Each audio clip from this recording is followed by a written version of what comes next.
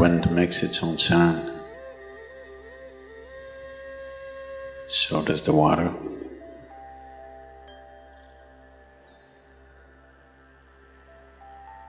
So does the earth. In fact, so does the sky.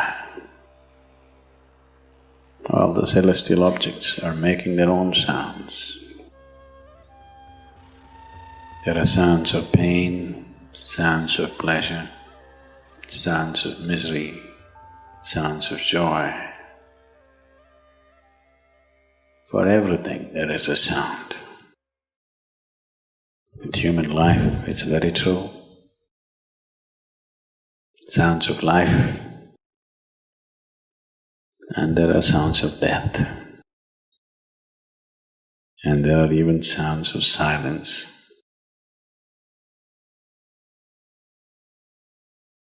So this complex amalgamation of sounds, different kinds of sounds, creates different intent, different levels of compulsiveness, different levels of bondage, and different possibilities of entanglement.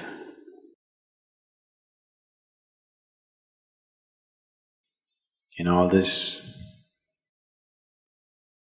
why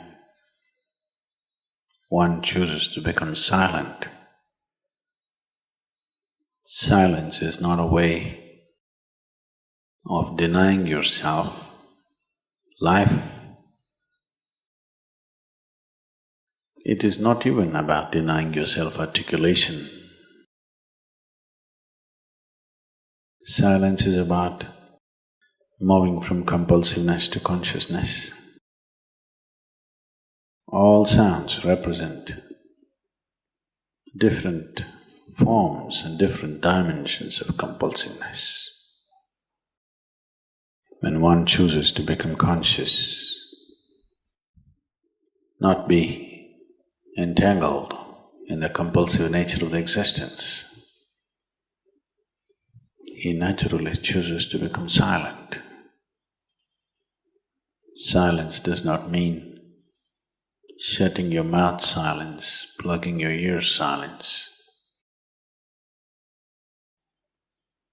You can sing in silence, you can dance in silence, you can even speak in silence, you can even scream in silence. You don't try.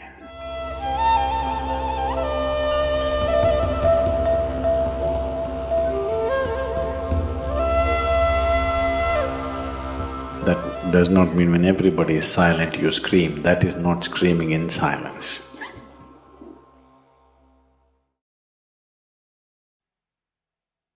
Because sound is of the surface, silence is of the core. It is only the surface which makes the sound. See, now the water is hitting the surface and making the sound. Deep down, there is no sound. That is so with life. On the surface, it is a very complex mesh of sounds, a maze of sounds happening. But at the core, there is no sound. There is no word for no sound in English language. We call it nishabd. That means absence of sound, a total absence of sound. Absence of sound means absence of reverberation. Absence of reverberation means absence of life. Absence of life means absence of creation. Absence of creation means absence of the Creator too. So a space which is beyond creation and Creator, a dimension which is beyond life and death, that is what is being referred to as silence or nishabd.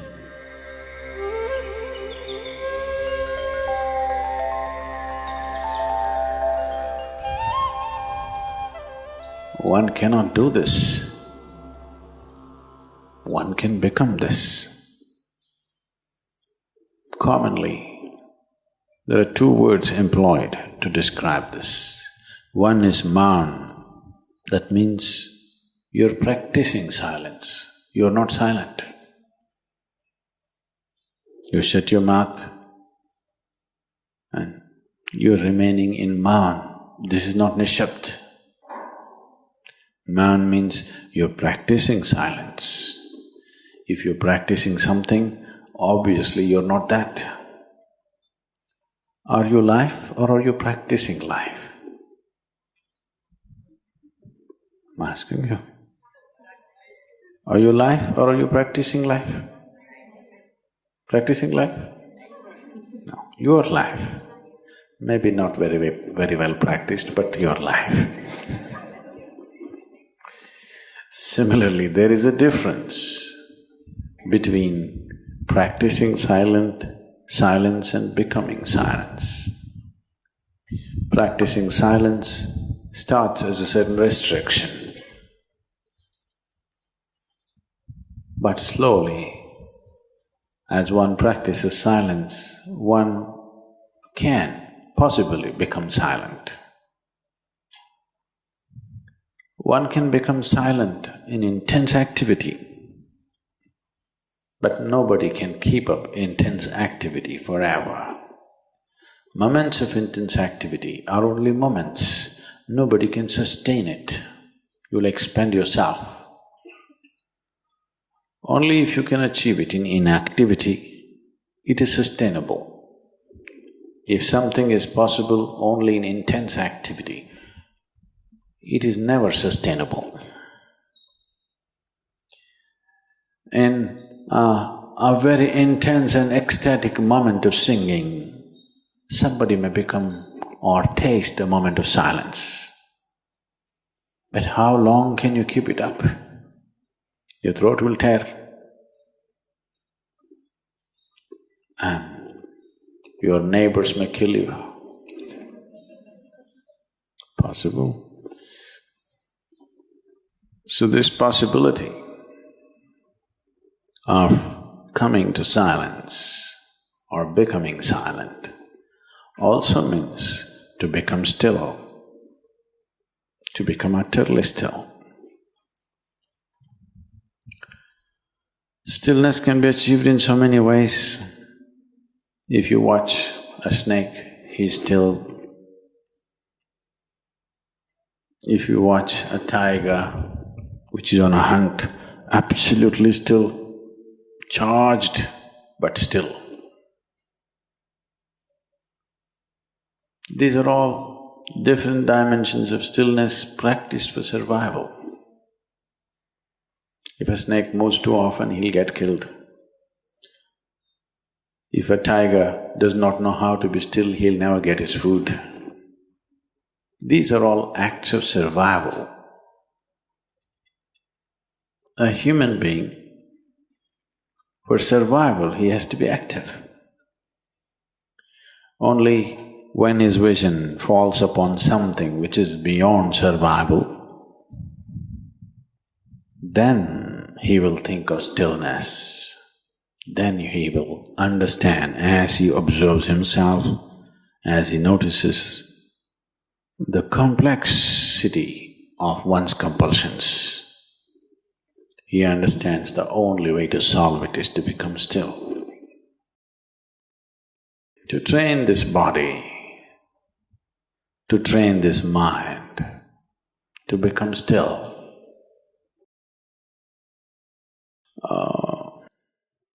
takes some effort. If one is simply blissed out, he will become still. But otherwise, one has to work bit by bit, one has to work to bring this body to absolute stillness. Most people cannot hold their body in one place for any length of time. They're all the time in moment.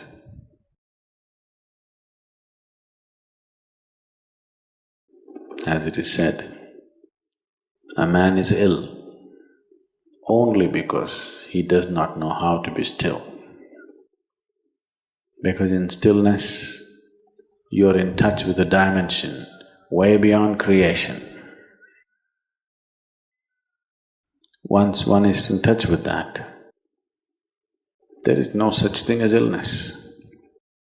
If I sit here and the body rots and falls down, still there is no illness, it's just there. Because in fact, when one becomes utterly still, he may not be able to hold on to the body unless he learns the tricks, the mechanism of the body. So why should I become still? Will I lose my body? Anyway, you will lose your body. When the time to lose your body comes, if you want to lose it gracefully, then you must know at least a little bit of stillness. If you want to put your body down like you can put this piece of cloth down, with the same ease, with the same gracefulness, then you need to have some stillness in you. Otherwise, you and your body, you have to be torn apart, which is an ugly thing to do.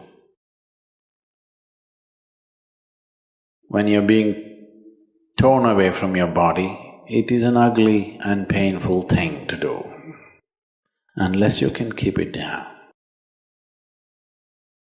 There's no grace in life. So if one has to attain to that grace, at least a certain amount of stillness has to enter your life. For this to happen, a certain level of silence has to enter your life. If right now it is not coming, at least practicing a little bit of Maum. In an hour, if you're speaking 1,573 words right now, how many more? How many words do you spit out in a minute? 1,573, you're actually doing that many? I thought that's impossible. Okay, I believe you. So whatever number you're doing, see if you can articulate the same things that you're saying with half the number of words. Suddenly you will become extremely conscious of everything. Right now, our oral diarrhea is happening. If you're doing 1573, it's diarrhea, okay.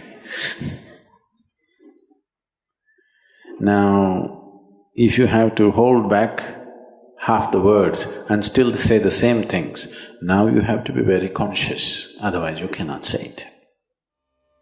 Just try this and see. Tomorrow, one day. In an hour, normally what number of words you utter, make it half. Don't curtail your activity, still say the same things. But with half the words, how wonderful the whole world will feel, you know.